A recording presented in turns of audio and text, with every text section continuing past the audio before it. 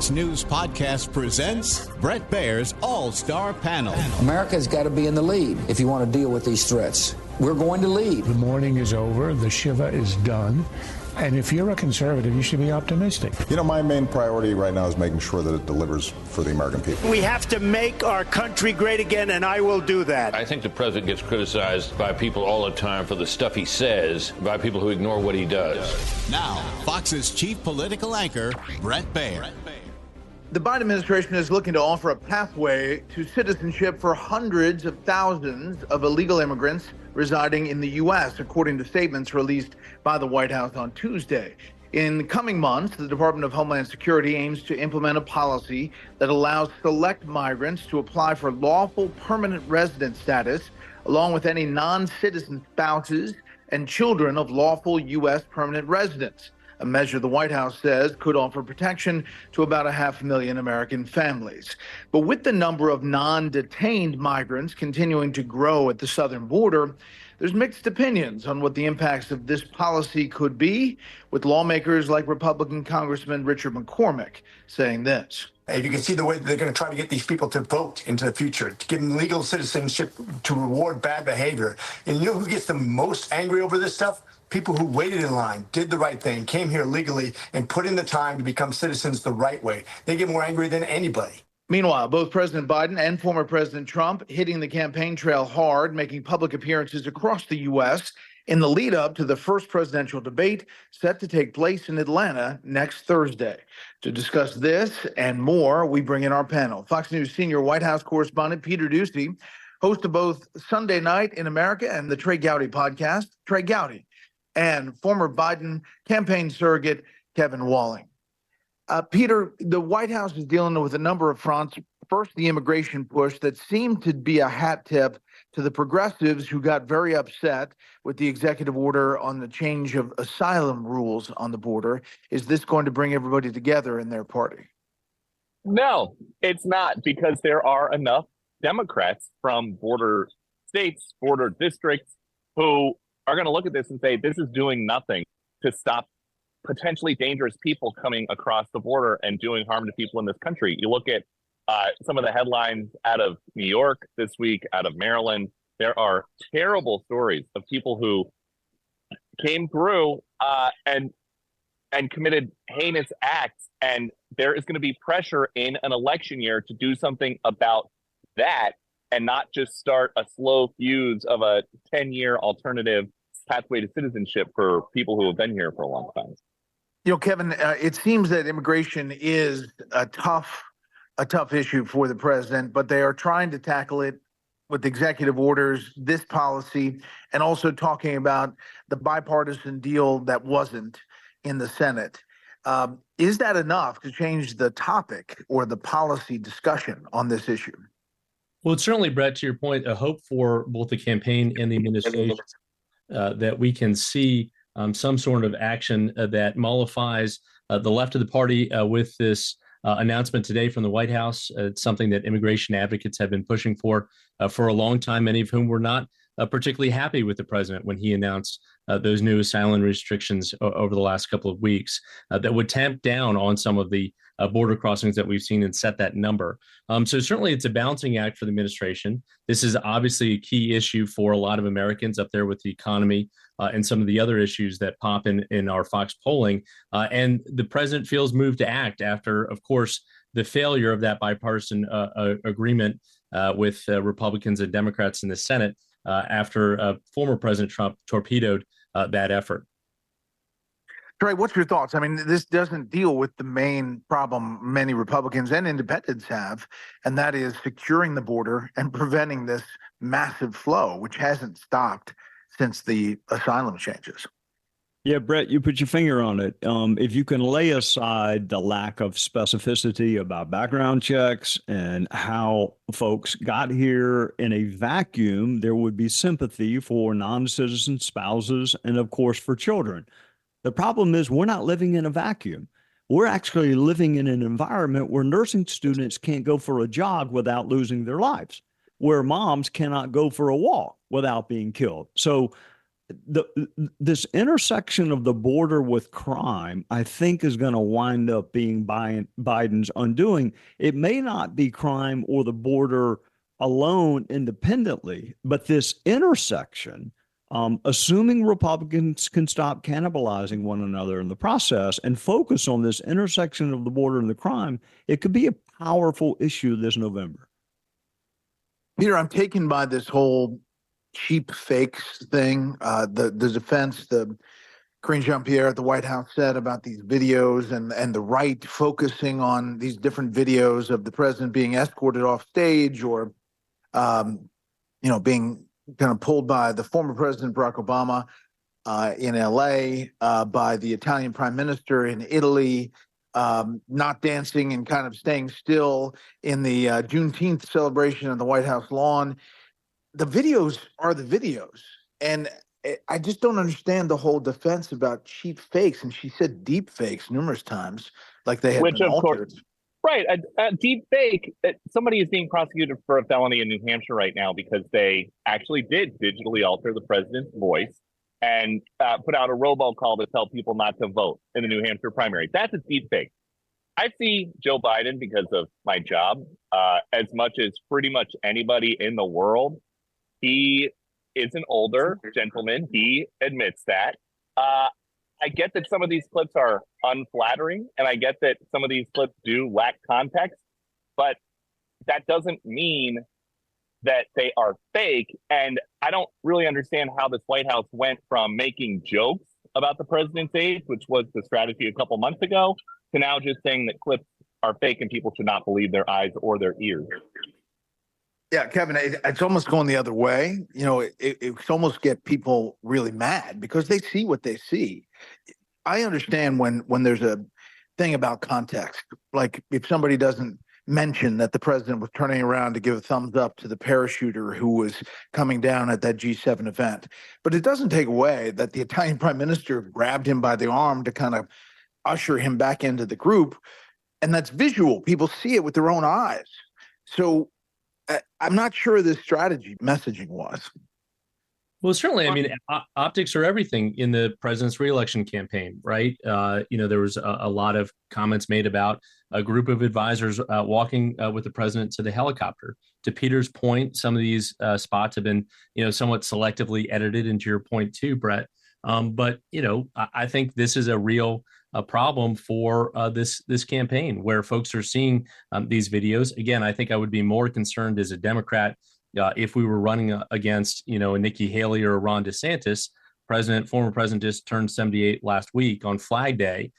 So I think we're in store for 20 more weeks of these kind of spots attacking President Biden with these optics, and the same, of former President Trump freezing up at a rally with his teleprompter or walking down that slide at West Point, and are in store for many more of those ads over the next 20 or so weeks between these two men.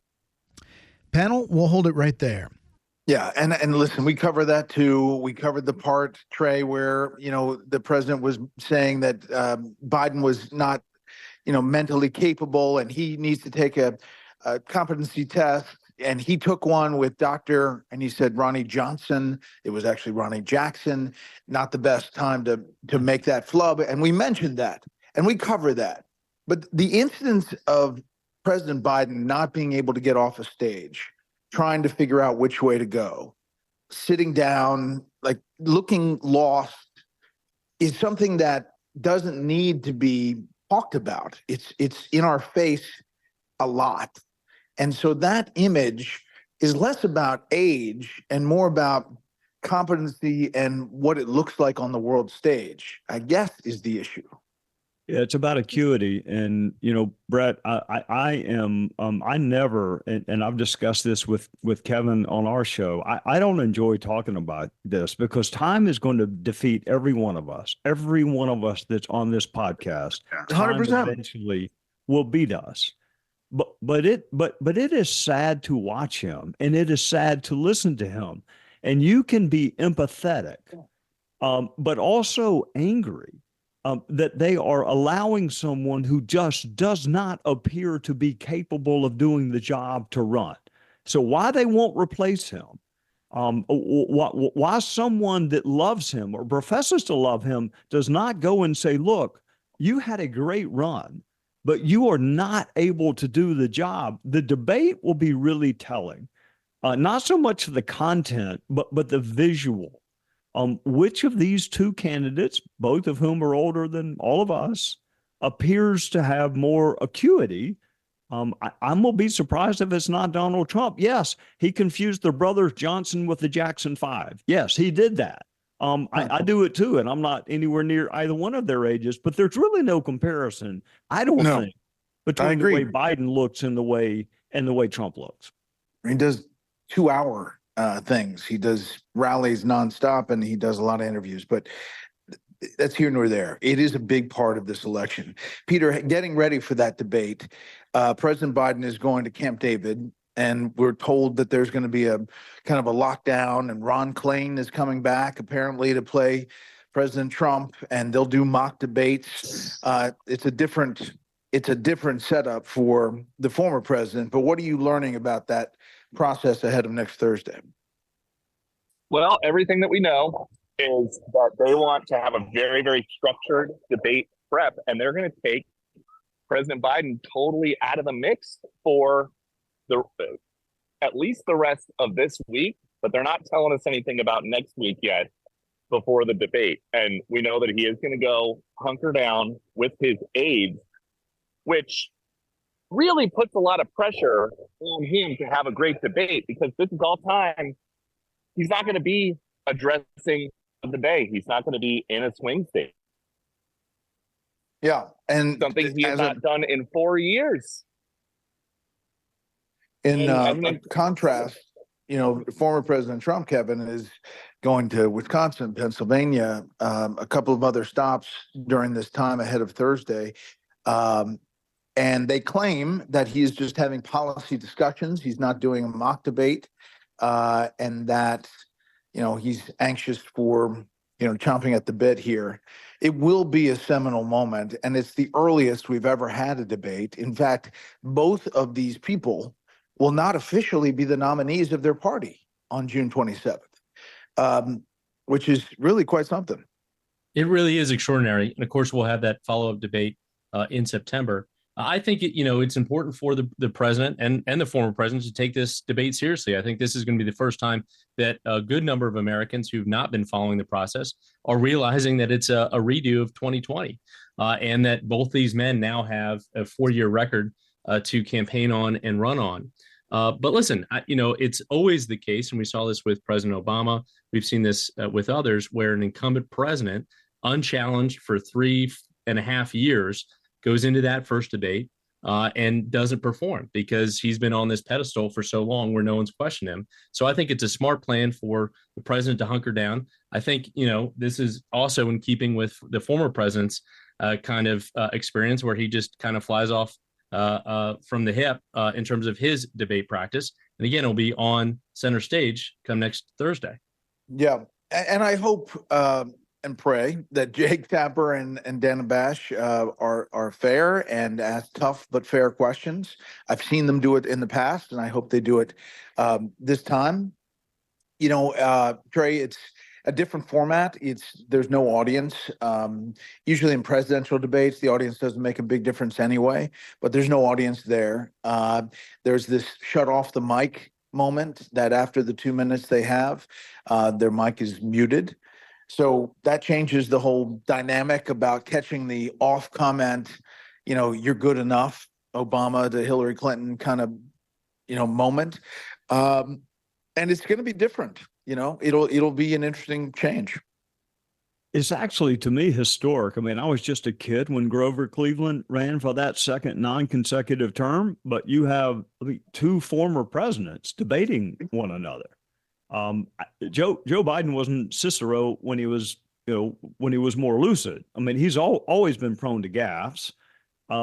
President Trump will be watched as much for the manner and the tone with which he talks. If he talks about retribution, if he talks about going after political enemies, that's not going to be helpful with whoever's left of the undecided. So I think it's an important debate. It's probably more important from an optics than from a substance. I don't hear a lot of like substance from either one. It's a question of whether one is too retributive and whether one has the mental acuity to pull off the job.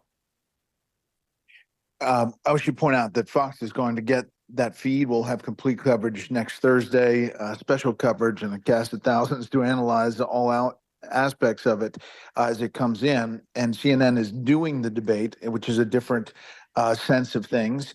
Peter, any more thoughts about trepidation heading into next week from the White House? And considering that, President Biden doesn't lend himself to many tough interviews at all.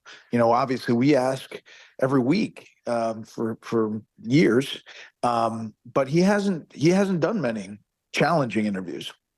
No, and he's underwater on all of the issues that typically decide an election, right? The economy and immigration. And they are betting that with a few zingers calling Trump to his face a convicted felon, that's going to rattle Trump, or that is going to sway public opinion with persuadable voters so much away from Trump that's all that they really need. They're just looking for something they can post to their TikTok or to their Instagram page for the president that says something like that, something about the conviction.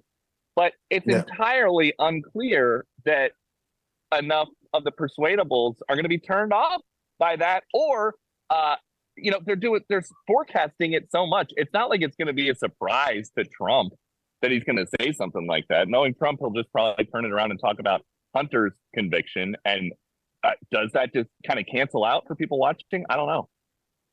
Yeah, Kevin, the other thing I hear a lot, and I heard it today, The View talks about it a lot. Other, left outlets really focus on what they believe is if Donald Trump gets back into office, he will never leave. He will disregard the Constitution, and suddenly our democracy, our republic will fall apart.